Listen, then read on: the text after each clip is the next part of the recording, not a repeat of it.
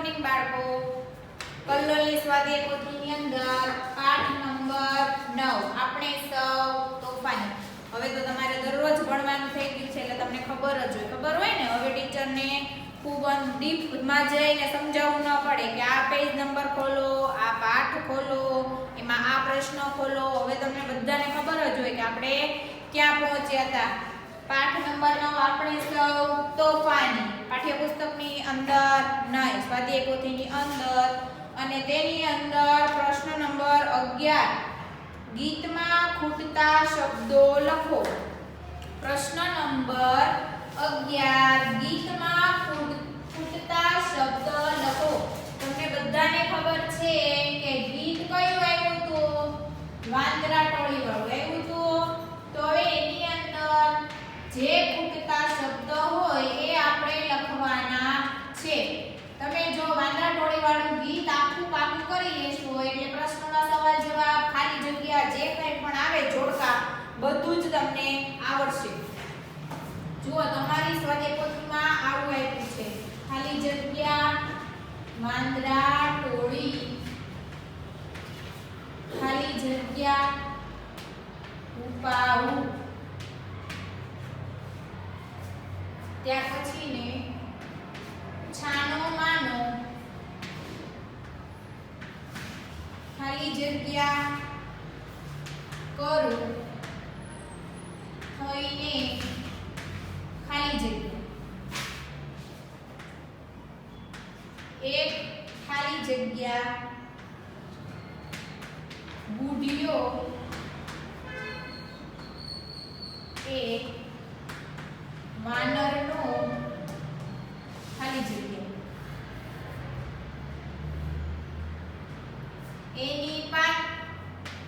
એની ખાલી જગ્યા નાના મોટા, ખાલી જગ્યા 10 12. જુઓ તમારી સ્વાધ્યાય પોથીની અંદર તમને પ્રશ્ન નંબર 11 આવો કંઈક આપેલો છે. તો આની અંદર આપણે શું કરવાનું છે કે સૌથી પહેલા તો મેં જ્યારે શરૂઆત કરાવી ત્યારે મેં તમને કીધું જ હતું કે જે આવ્યું હોય એ આપણે દરરોજ રિવિઝન કરવાનું. જેમ તમને સિરિયલની અંદર બતાવે એમ બધા ટીવી જો ત્યારે સિરિયલમાં એવું જ બતાવે ને કાલે શું ભણ્યા. તો આપણે કાલે શું ભણ્યા હતા? તો કાલે આપણે ચિત્ર ઉપરથી જવાબ, પ્રશ્નોના જવાબ લખતા શીખ્યા હતા.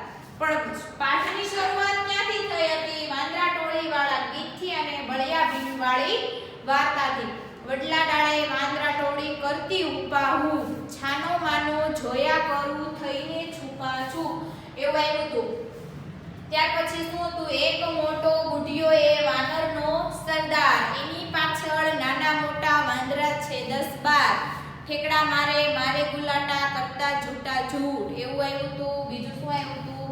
ભલે આપણને એક સરખી યાદ ન રહે પણ આપણને એક એક પંક્તિ યાદ રહેશે ને તો પણ આમાં આપણને પાકું કરવાની ખબર પડે. લીમડા કેરી ખાય લીંબોળી, ગળના ખાય ટેટા, કેરી ખાઈને ગોટલા નાખે એઠા, છાપરા કૂદે અગાસી કરતા જૂટા જૂઠ, એવું બધું આવ્યું હતું ને. તો આમાંથી જે તમને એક પંક્તિ આવડતી હોય ને તો પણ તમને ખાલી જગ્યા પૂરતા આવડે. ખાલી જગ્યા વાંદરા ટોળી, ખાલી જગ્યા હુપાહુ. અહીંયા શું આવશે? વડલા ડાળે વાંદરા ટોળી કરતી ઉપાહુ. તમને લખેલું આપ્યું છે વડલા ડાળે વાંદરા ટોળી કરતી ઉપાહુ. તમારે આ છે એ ખાલી જગ્યા આખી લખવાની છે. ત્યાર પછીનું અહીંયા છાનો માનો જોયા કરું થઈને છુપા છું. જો મેં લખ્યું એમ લખવાનું છે. તમને બે લીટી આપી છે. લીટીની ઉપર જો આ બે લીટી છે ને એની અંદર અક્ષર હોવો જોઈએ. રસ્વઈ દીર્ઘઈ કાનો માત્ર અહીંયા કેમ ઉપર આવ્યો? માત્ર અહીંયા નીચે રસ્વઈ દીર્ઘઈ હતું. એમ તમારે પણ રસ્વઈ દીર્ઘઈ કાનો માત્ર ટપકુ જે કંઈ પણ હોય એની ઉપર, લીટીની ઉપર અથવા તો લીટીની નીચે દર્શાવવાનું. એક ત્યાર પછીનું એક પછી શું લખશું? મોટો, એક મોટો બુઢિયો એ વાનરનો શું હતો? રાજાનો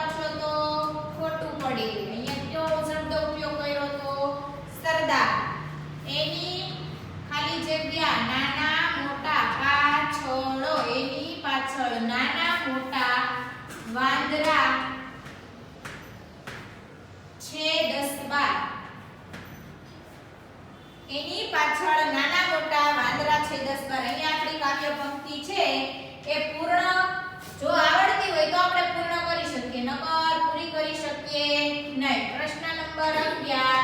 ત્યાર પછીનો પ્રશ્ન નંબર 12. જો મેં કીધું તું એમ જ બળિયા ભીમ વાળું હવે એવું છે કે બળિયા ભીમ વાર્તાના આધારે સાચા ઉત્તરની બાજુમાં ખરું કરો. કીધું તું ને કે જો પાઠ અને ગીત છે બંને આખું પાકું કરી લેવાનું છે. તેના આધારે તમારે પ્રશ્નોના સવાલ જવાબ, ખાલી જગ્યા, ખરા ખોટા, પછી આ વિકલ્પો કંઈ પણ આવશે શેના આધારે આવશે? ગીત અને પાઠના આધારે.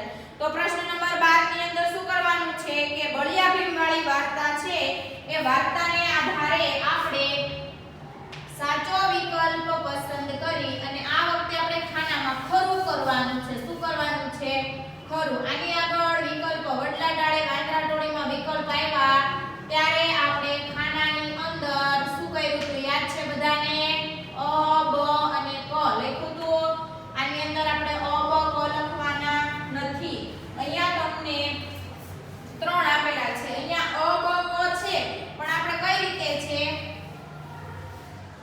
ખરા કરવાના છે. પહેલાની અંદર અહીંયા છે અ ઘરમાં, ત્યાર પછીનું બ બગીચામાં અને ત્યાર પછીનો ક મેદાનમાં. જો એક ઉદાહરણ તરીકે હું તમને સમજાવી દઉં પછી હવે હું નીચે સીધા અહીંયા ડાયરેક્ટ જવાબ લખીશ. એક ઉદાહરણ તરીકે પ્રશ્ન નંબર 1 માં તમને આવા 3 જવાબ આપ્યા છે. પ્રશ્ન નંબર 1 શું છે તે વાંચીશું કે પહેલું છે 5 પાંડવ ક્યાં રમતા હતા? 5 પાંડવ બધા રાજકુમારોની વાત નથી કરી. બધા રાજકુમારો છે એની વાત કરવામાં આવી નથી. ખાલી 5 પાંડવ છે એ ક્યાં રમતા હતા? અ ઘરમાં, બ બગીચામાં કે ક મેદાનમાં. ક્યાં રમતા હતા? વાર્તાની અંદર ક્યાં આવ્યું હતું? બધા પાંડવો છે એ ક્યાં રમતા હતા? તો કહેશું બગીચામાં. ક્યાં હતા? બગીચામાં. તો આપણે બગીચો છે તેની અંદર આપણે ખરાની નિશાની કરવાની છે. જવાબ હોય ને એમાં ખરાની નિશાની. આગળ પાછળનું બીજું કાંઈ પણ આપણે જોવાનું નથી. ખાલી આપણે બગીચામાં છે બ બગીચામાં ત્યાં તમારે ખરાની નિશાની કરવાની છે. હવે જુઓ પ્રશ્ન નંબર 2 છે ને એમાં હું સીધો અહીંયા અ બ અને ક હશે ને સીધો ડાયરેક્ટ જવાબ લખીશ. તમારે 3 માંથી એકમાં જે અહીંયા લખવાનું હોય એમાં તમારે ખરું કરી નાખવાનું. પડી ગઈ ખબર બધાને? હવે જુઓ પ્રશ્ન નંબર 2. કૌરવોના મનમાં કોના પ્રત્યે ખૂબ વેર ભાવ હતો? કૌરવોના મનમાં કોના પ્રત્યે ખૂબ જ વેર ભાવ હતો? અ અર્જુન, બ યુધિષ્ઠિર કે ક ભીમ. જો ત્રણે પાંડવોના જ નામ છે. તેને પાંડવો ગમતા હતા નહીં પણ તેને કોના પ્રત્યે ખૂબ વેરભાવ એટલે કે કોના ઉપર ખૂબ ગુસ્સો હતો? અર્જુન ઉપર, યુધિષ્ઠિર ઉપર કે ભીમ ઉપર? તો બીજા નંબરની અંદર આવશે ક ભીમ. આવું લખેલું છે ક અને ભીમ. એની અંદર તમારે આમ ખરું કરવાનું છે. ચલો ત્યાર પછીનો પ્રશ્ન ત્રીજો. પાંડવો કોની વાત માનતા હતા? પાંડવો કોની વાત માનતા હતા? અ યુધિષ્ઠિર, બ ભીમ કે ક અર્જુન. જો જ્યારે વાર્તા કરી ત્યારે મેં ખૂબ ભાર દઈને એક વાત કીધી હતી કે યુધિષ્ઠિર છે એ પાંડવોનો મોટો ભાઈ છે. પાંડવોના કેટલા ભાઈઓ હતા? 5 ભાઈઓ. એમાંથી મોટો ભાઈ કોણ હતો? યુધિષ્ઠિર. એટલે બધા જ પાંડવો યુધિષ્ઠિરની વાત માનતા હતા. તો ત્રીજા નંબરની અંદર આપણે અ ની અંદર ખરું કરશું યુધિષ્ઠિર. આવું તમને અ નંબરમાં યુધિષ્ઠિર લખેલું છે તેની સામે તમારે ખરું કરવાનું છે. પ્રશ્ન નંબર 4. કોને દાવ આપવાનો કૌરવોએ વિચાર્યું? એટલે કૌરવોએ આમની પીપળી રમવાનું કીધું પણ એને કોના ઉપર દાવ આપવો હતો? અ અર્જુન, બ ભીમ અને ક યુધિષ્ઠિર. તો આ તો છેલ્લો જવાબ છે. આ તો તમને યાદ જ હશે. યાદ છે ને બધાને? ચલો કયો તો મને અ બ અને ક પૂરી નાખો તો તમારી જાતે. ચલો પછી હું જવાબ લખું ત્યારે જોવાનું તમારે કે તમે સાચું પૂર્યું છે કે ખોટું. કોને દાવ આપવાનો કૌરવોએ વિચાર્યું? કૌરવોએ રમત રમી પણ એને કોના ઉપર દાવ આવ્યો તો ખૂબ મજા આવે એવું હતું?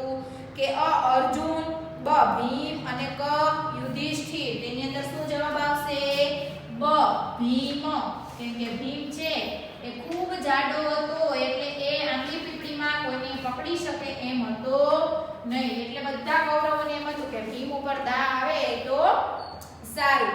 પછી 5 નંબરનું ભીમે બાથમાં પકડીને શું હલાવ્યું? ભીમે બાથમાં પકડીને શું હલાવ્યું? અ થાંભલો, બ ઝાડનું થડ કે ક ડાળી. તો બગીચામાં ક્યાંય થાંભલો ત્યારે હતો નહીં અને ઝાડનું થડ અને ડાળી બે છે તો એની અંદરથી સાચો જવાબ કયો છે? તો કે છે બ ઝાડનું થડ.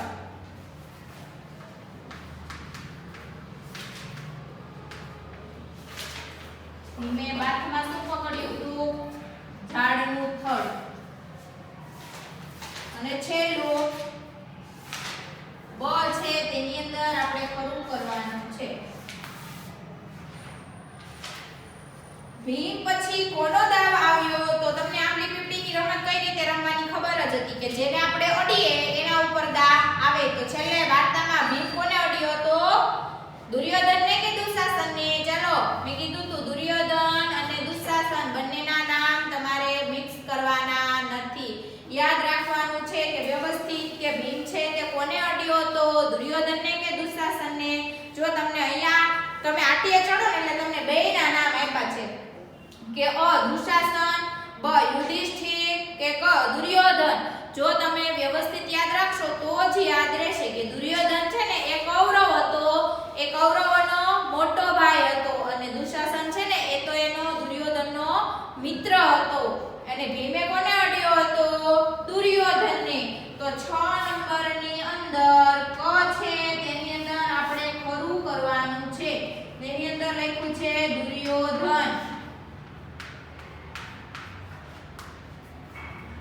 વ્યવસ્થિત એક વખત ચેક કરી લેવાનું. ત્યાર પછીનો આપણે આગળનો પ્રશ્ન જોશું. પ્રશ્ન નંબર 13. કોનું ચિત્ર દેખાય છે? પ્રશ્ન નંબર 13 માં તમને બધાને એક ખૂબ જ શક્તિશાળી માણસ જેવો દેખાય છે. એ કોણ છે તમને ખબર છે બધાને? ઉપર સૂચના વાંચો તો તમને ખબર પડે કે કોનું ચિત્ર આપેલું છે. પ્રશ્ન નંબર 13.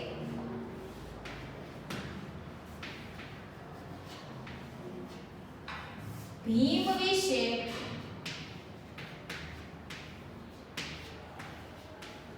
બે વાક્ય લખવું. જુઓ નવું આવ્યું ને.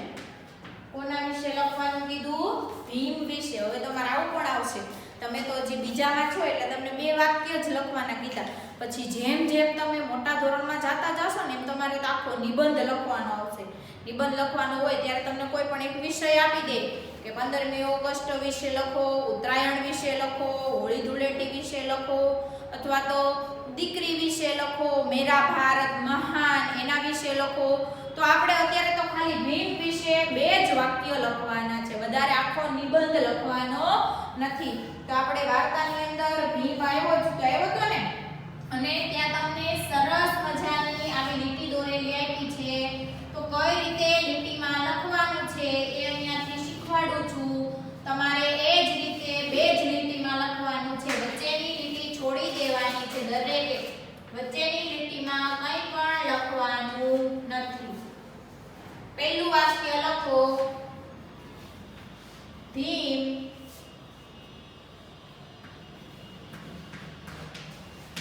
શક્તિશાળી હતો. ભીમ કેવો હતો? શક્તિશાળી. દુર્બળ હતો નહીં. તેનામાં ખૂબ જ તાકાત હતી.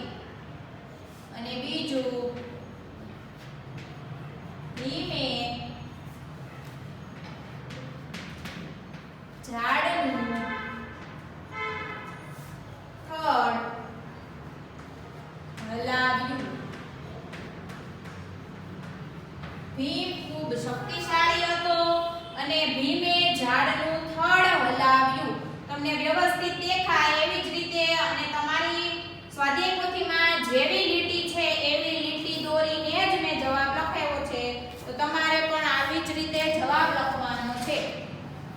ત્યાર પછીનો પ્રશ્ન, યોગ્ય શબ્દનો ઉપયોગ કરી. પ્રશ્ન નંબર 14. યોગ્ય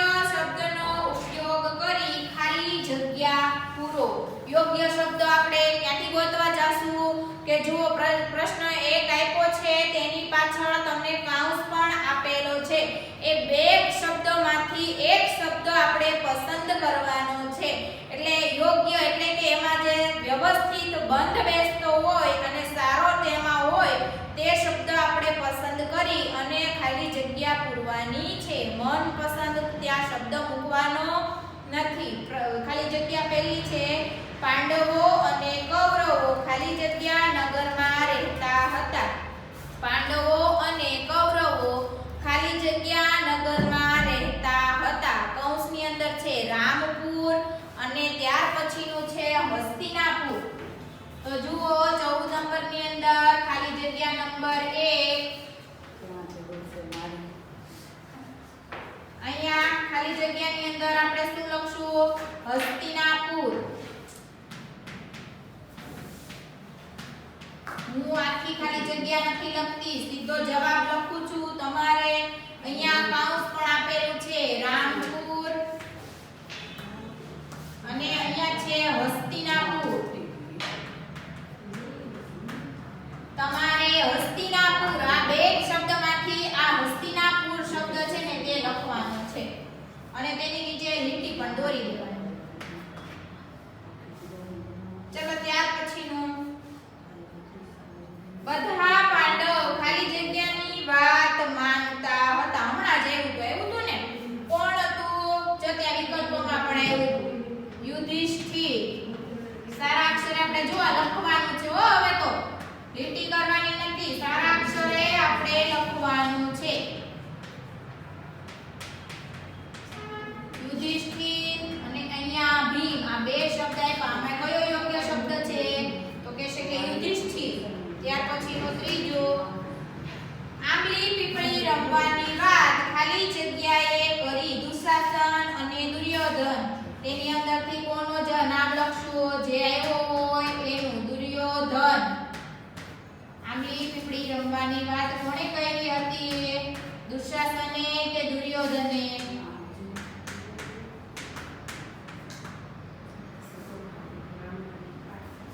અને અહીંયા દુર્યોધન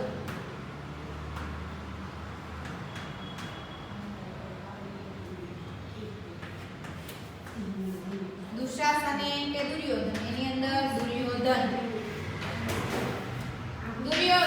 ચોથું દુર્યોધન અને બીજા કૌરવો ખાલી જગ્યા પર બેસીને હસતા હતા દુર્યોધન અને બીજા કૌરવો ઝાડ અને છત તો બગીચાની અંદર ક્યાંય છત હોય નહીં બગીચાની અંદર તો શું હોય ઝાડ તો ચોથા નંબરની ખાલી જગ્યાની અંદર જવાબમાં લખો ઝાડ અહીંયા કૌંસમાં તમને આપ્યું છે ઝાડ અને અહીંયા છે છત આપણે ખાલી જગ્યામાં કયો શબ્દ લખ્યો છે ઝાડ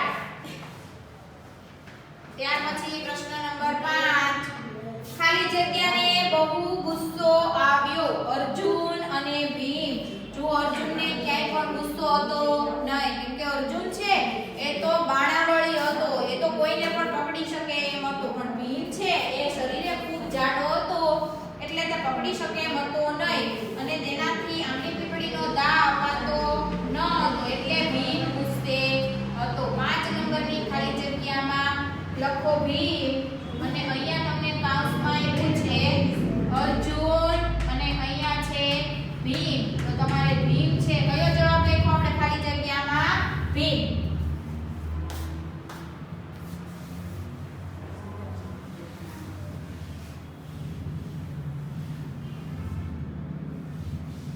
ચલો 6 નંબરની ખાલી જગ્યા વાંચો તો વાંચવાનું તો છે જો દરેકે સાથે સાથે 6 નંબરની ખાલી જગ્યા ભીમે પોતાનો ખાલી જગ્યા જેવો પગ પછાડ્યો ભીમનો પગ કેવો કીધો તો શરીરમાં તે ખૂબ જાડો હતો એટલે એના પગ કોની જેવો કીધો તો કૌંસમાં આપ્યું છે હાથી અને વાઘ આવા બે જવાબ છે આમાંથી આપણે ખાલી જગ્યામાં એક જવાબ લખવાનો છે ભીમનો પગ છે કોના જેવો હતો તો આપણે એની અંદર ખાલી જગ્યામાં લખશું હાથી કોની જેવો હતો હાથી જેવો તો 6 નંબરની ખાલી જગ્યામાં હાથી ત્યાર પછી 7 નંબરની ખાલી જગ્યા દુર્યોધન અને ખાલી જગ્યા ઝાડ પર હતા. દુર્યોધનની સાથે ઝાડ પર કોણ હતું એવો પ્રશ્ન અહીંયા પૂછ્યો. નામ શું આપ્યા છે કે દુશાસન અને બીજું આપ્યું છે યુધિષ્ઠિર. હમણાં શરૂઆતમાં જ મેં કીધું દુર્યોધનનો મિત્ર કોણ હતો? દુશાસન હતો કે યુધિષ્ઠિર? દુશાસન. તો એની સાથે ઝાડ ઉપર પણ કોણ હતું? દુશાસન. તો 7 નંબરની ખાલી જગ્યામાં આપણે જવાબમાં લખશું દુશાસન. અને છેલ્લી 8 નંબરની ખાલી જગ્યા ભીમ પછી ખાલી જગ્યા પર દાવ આવ્યો. ભીમ પછી ખાલી જગ્યા પર દાવ આવ્યો. અહીંયા છે દુર્યોધન અને અહીંયા છે દુશાસન. હમણાં વિકલ્પની અંદર પણ આ જવાબ આવ્યો હતો કે ભીમ પછી કોના ઉપર દાવ આવ્યો? ભીમે કોને પકડ્યો હતો? દુર્યોધનને. તો ખાલી જગ્યાની અંદર દુર્યોધન. ચલો લખાઈ ગઈ ખાલી જગ્યા. સારા અક્ષરે દરેકે લખવાની છે. પાછળ તમને બે શબ્દો આપેલા છે, એમાંથી તમે જે જવાબ અથવા તો તમે અહીંયાથી જવાબ પસંદ કરો એટલે એની નીચે લીટી કરવાની, એટલે તમને યાદ રહે કે મારે આ શબ્દ છે ને એ જ અહીંયા લખવાનો છે. અહીંયા તમને બંને જવાબ આપેલા છે. જો ખાલી જગ્યા તમારે મોઢે નથી લખવાની, પાછળ તમને બે જવાબ આપેલા હતા, એમાંથી તમને જે જવાબ સાચો લાગે એ ત્યાંથી જોઈ અને ખાલી જગ્યામાં લખવાનો હતો. તો તમારે જે જવાબ લખવાનો હોય એની નીચે લીટી દોરી નાખવાની અને પછી સારા અક્ષરે જોઈ અને તે જવાબ ખાલી જગ્યામાં લખવાનો. ચલો ત્યાર પછીનો પ્રશ્ન નંબર 15.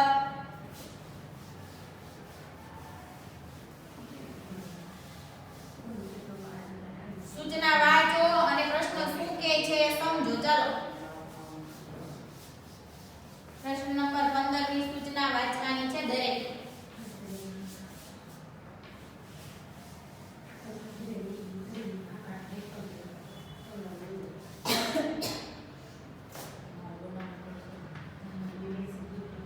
પ્રશ્ન નંબર 15 સાચા વાક્ય સામે ખરું અને ખોટા વાક્ય સામે ખોટું કરી સાચા વાક્યને ફરીથી અને ખોટા વાક્યને સુધારીને લખો.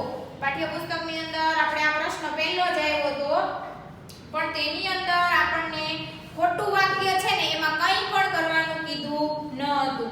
ખાલી આપણને સાચું વાક્ય છે તેની અંદર ખરું કરી અને એનું એ વાક્ય સુધારીને લખવા સારા અક્ષરે લખવાનું હતું. જો સાચું વાક્ય હોય તો એને આપણે સુધારવું પડે નહીં, પણ જો આપણે ખોટાની નિશાની કરીએ તો તેને આપણે સુધારી અને લખવું પડશે.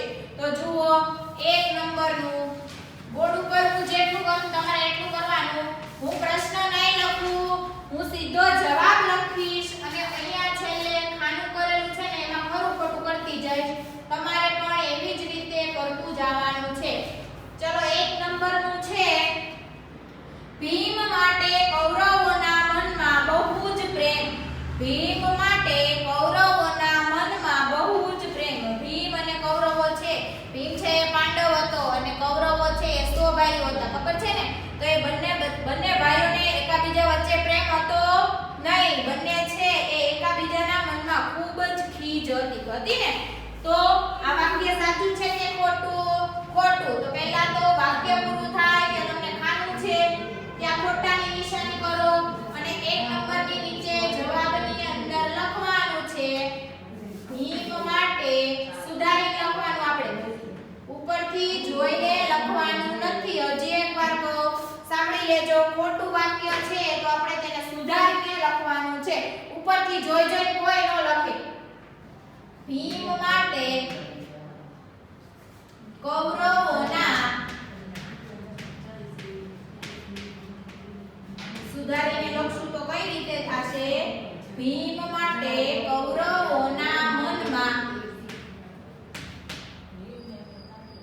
ભીમ માટે કૌરવોના મનમાં બહુ જ ખીજ. ચલો થઈ ગયો. ત્યાર પછી બીજા નંબરનું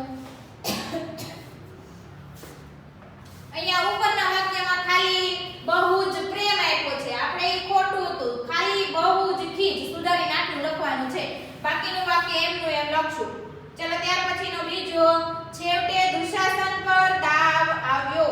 છેવટે દુશાસન પર દાવ આવ્યો. ભીમે કોને અડ્યો હતો? આ ત્રીજી વખત પૂછાણું. વિકલ્પમાં પણ પૂછાણું હતું, ખાલી જગ્યામાં પણ પૂછાણું હતું અને ખરા ખોટામાં પણ આવ્યું. તો હવે આપણને મોઢે આવડી જવું જોઈએ કે છેવટે દુશાસન પર દાવ આવ્યો હતો કે દુર્યોધન પર. જો યાદ હોય તો ખબર હોય કે ભીમ છે દુર્યોધનને અડ્યો હતો, તો કોના ઉપર દાવ આવ્યો હોય? દુર્યોધન ઉપર. તો આ વાક્ય પણ કેવું છે? ખોટું. ત્યાં દુર્યોધનની જગ્યાએ દુશાસન લખેલું છે, તો આપણે સુધારી અને ત્યાં દુર્યોધન લખશું. તો જવાબની અંદર લખો છેવટે દુશાસનની જગ્યાએ આપણે લખશું દુર્યોધન. છેવટે દુર્યોધન પર દાવ આવ્યો. જવાબ આખો એનો એ જ થશે, ખાલી શબ્દ બદલાવાનો છે.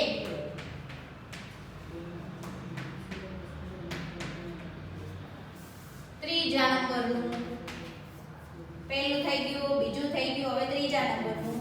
કૌરવો ઝાડ પરથી નીચે પટકાયા. સાચું કે ખોટું? આ વાક્ય છે ને એ સાચું છે. કૌરવો જ્યારે ભીમે પોતાના હાથી જેવો પગ પછાડ્યો ત્યારે અને ઝાડ હલાવ્યું ત્યારે બધા કૌરવો છે એ ઝાડ પરથી નીચે પટકાયા. તો આપણે ઉપરથી જોઈને લખી નાખશું કે કૌરવો ઝાડ પરથી નીચે પટકાયા.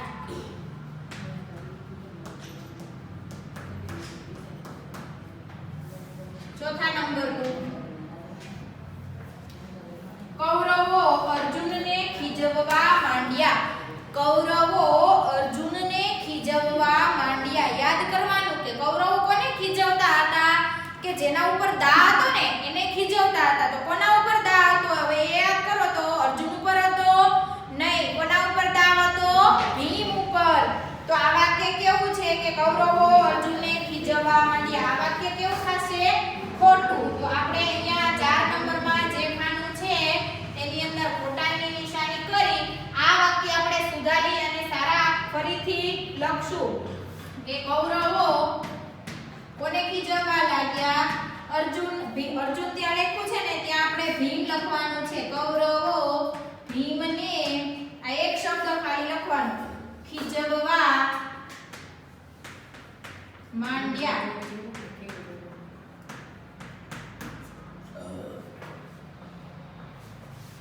ચલો 5 નંબરનું, પાંડવો યુધિષ્ઠિરની બધી વાત માને. જો અહીંયા વિકલ્પમાં પણ આવ્યું હતું, પછી ખાલી જગ્યામાં આવ્યું અને અહીંયા પણ આવ્યું કે પાંડવો યુધિષ્ઠિરની બધી વાત માને. મોટા ભાઈનું નામ શું હતું? યુધિષ્ઠિર. તો આપણે એ છે એ ખરું છે. એ સારા અક્ષરે જોઈને નીચે લખી નાખવાનું. પાંડવો યુધિષ્ઠિરની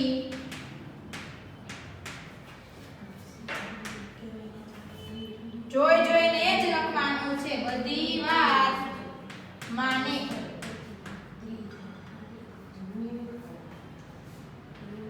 છઠ્ઠું, દુર્યોધન અને તેના બીજા 100 ભાઈઓ હતા.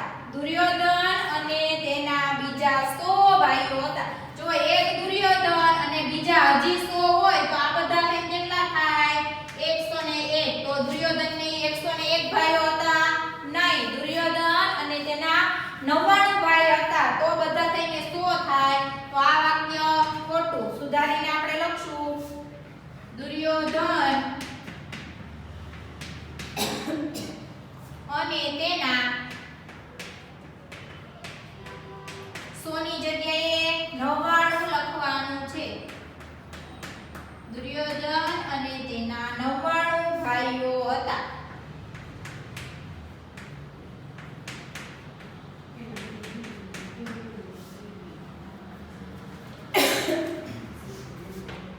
જુઓ પ્રશ્ન નંબર 15 છે કે આખો બોર્ડ ઉપર છે, વ્યવસ્થિત તમારે જોઈ અને લખી નાખવાનું છે. હવે આજે આપણે અહીંયા સુધી જ ભણશું. હજી પાછળ 4 ખરા ખોટા છે તે આપણે આવતા પીરિયડમાં લેશું. આ લેક્ચર આપણે અહીંયા પૂરું. ગુડ